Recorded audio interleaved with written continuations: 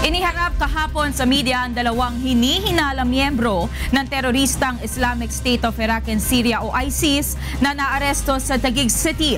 Ang isa sa mga ito, ilang beses na umanong labas-pasok sa Pilipinas. Ito ang hataw na balita ni Roderick Mendoza.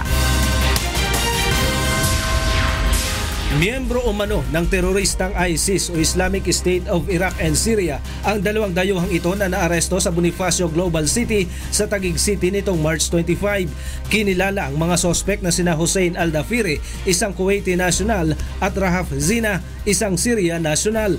Sa impormasyong ibinigay ng AFP, bihasa umano sa paggawa ng pampasabog si Al-Dafiri at posibleng nagpaplano ng pag-atake sa Kuwait. Gumagamit ito ng alias Wars Al-Kuwaiti at Abu Muslim Al-Kuwaiti ayon naman sa impormasyong ibinigay ng Estados Unidos. It was confirmed by the Kuwaiti government that they are members of the terrorist group ISIL or ISIS. Nagpakilala namang asawa ni Al-Dafiri si Rahaf Zina na byuda umano ng pangalawang pinakamataas na commander ng ISIS sa Syria.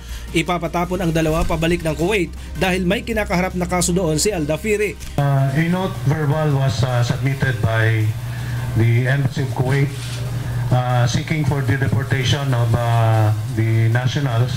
Ayon pa kay Morente, nagtungo ang dalawa sa Davao City at Cebu City nitong nakaraang Enero. Inaalam ng mga otoridad kung nagkaroon ito ng pagkikipag-ugnayan sa mga teroristang grupo sa lugar gaya ng Maute. Kasalukuyang nakapiit sa detention cell ng NBI ang mga sospek. Mula sa lungsod ng Maynila, ako si Roderick Mendoza, humahataw sa balita.